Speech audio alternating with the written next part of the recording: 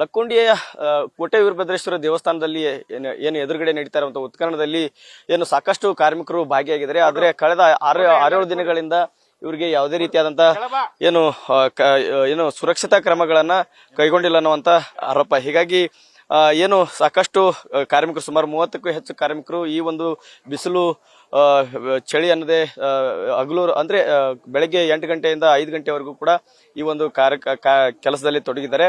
ಹೀಗಾಗಿ ಅವರಿಗೆ ಅಂದ್ರೆ ಧೂಳು ಆಗಿರ್ಬೋದು, ಈ ರೀತಿಯಾದ ಡಸ್ಟ್ ಬರೋದ್ರಿಂದ ಮೂಗಲ್ಲಿ ಹೋಗಿ ಅವರಿಗೆ ಏನಾದರೂ ಆರೋಗ್ಯದ ಸಮಸ್ಯೆ ಆಗ್ಬೋದು ಅನ್ನೋ ನಿಟ್ಟಿನಲ್ಲಿ ಹೀಗಾಗಿ ಸದ್ಯ ಈಗ ನೋಡ್ತಿರ್ಬೋದು. ಇವತ್ತು ಏನು ಈಗ ಈ ಸ್ಥಳಕ್ಕೆ ಶರಣು ಗುಗೇರ್ ಅವರು ಏನು ಆಯುಕ್ತರಿದ್ದಾರೆ, ಅವ್ರನ್ನ ಮಾತಾಡ್ಸ್ತಾ ಹೋಗ್ತೀನಿ. ಸರ್, ಯಾಕೆ ಇವ್ರಿಗೆ ಇದುವರೆಗೂ ಕೂಡ ಕಿಟ್ ಕೊಟ್ಟಿರ್ಲಿಲ್ಲ ಅಂತ ಹೇಳಿ? ಕಿಟ್ ಏನು ಇಲ್ಲ, ಅವ್ರಿಗೇನು ಸಾಮಗ್ರಿ ಬೇಕು ಎಲ್ಲಾನು ಕೊಟ್ಟಿದೆ. ಇವತ್ತು ಹವಾಮಾನದಲ್ಲಿ ವೈಪರೀತ್ಯಾಗಿ ಲಕ್ಕುಂಡಿ ಬಯಲು ಪ್ರದೇಶ ಆಗಿರುವುದರಿಂದ ಇವತ್ತು ಗಾಳಿಯ ವೇಗ ಜಾಸ್ತಿ ಬೀಸ್ತಾ ಇದೆ. ನಾನು ಮೊಬೈಲ್ನಲ್ಲಿ ಚೆಕ್ ಮಾಡಿದೆ.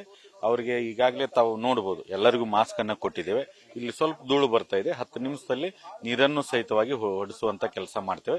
ಒಟ್ಟಾರೆಯಾಗಿ ನಮ್ಮ ಲಕ್ಕುಂಡಿ ಪಾರಂಪರಿಕ ಪ್ರದೇಶ ಅಭಿವೃದ್ಧಿ ಪ್ರಾಧಿಕಾರ ಮತ್ತು ಜಿಲ್ಲಾಡಳಿತದಿಂದ ನಮಗ ಪುರಾತತ್ವ ಇಲಾಖೆಯವರು ಏನು ಬೇಡಿಕೆಯನ್ನು ನೀಡ್ತಾರ, ಉತ್ಖನನ ಸರಳವಾಗಿ ಸುಗಮವಾಗಿ ಅಚ್ಚುಕಟ್ಟಾಗಿ ನಡೀಲಿಕ್ಕೆ ನಾವು ಯಾವುದೇ ರೀತಿಯಾದಂತಹ ಕೊರತೆ ಆಗದ ಹಾಗೆ ನೋಡಿಕೊಳ್ಳುವ ಜವಾಬ್ದಾರಿ ನಮ್ಮ ಮೇಲಿದೆ. ಆ ನಿಟ್ಟಿನಲ್ಲಿ ನಾವು ಕೆಲಸ ಮಾಡ್ತೀವಿ. ಯಾವುದೇ ವಿಷಯ 6 ದಿನ ಆಗಿತ್ತು, ಯಾಕೆ ಕೊಟ್ಟಿರಲಿಲ್ಲ ಅವ್ರಿಗೆ? ಈ ತರ ಅವ್ರಿಗೆ ಆರೋಗ್ಯದ ಬಗ್ಗೆ ಯಾಕೆ ಗಮನ ವಹಿಸಲಿಲ್ಲ? 6 ದಿನದಿಂದ ಡಸ್ಟು ಇರ್ಲಿಲ್ಲ, ಏನು ಇರ್ಲಿಲ್ಲ, ಹಾಕ್ ಮಣ್ಣಿತ್ತು. ಈಗ ಇವತ್ತೇನ್ ಹತ್ತಿದೆ ಅಂದ್ರೆ ನಮ್ಮಲ್ಲಿ ಹಾಳ ಮಣ್ಣಂತ ಇದೆ. ಹಾಳ ಮಣ್ಣು ಅಂದ್ರೆ ಧೂಳ ಇರುವಂತದ್ದು. ಈಗ ತಾವು ಅದನ್ನು ತೋರಿಸಬಹುದು. ಅವ್ರಿಗೆಲ್ಲ ಮಾಸ್ಕ್ ಅನ್ನ ಕೊಡುವಂತ ವ್ಯವಸ್ಥೆ ಮಾಡಿವಿ.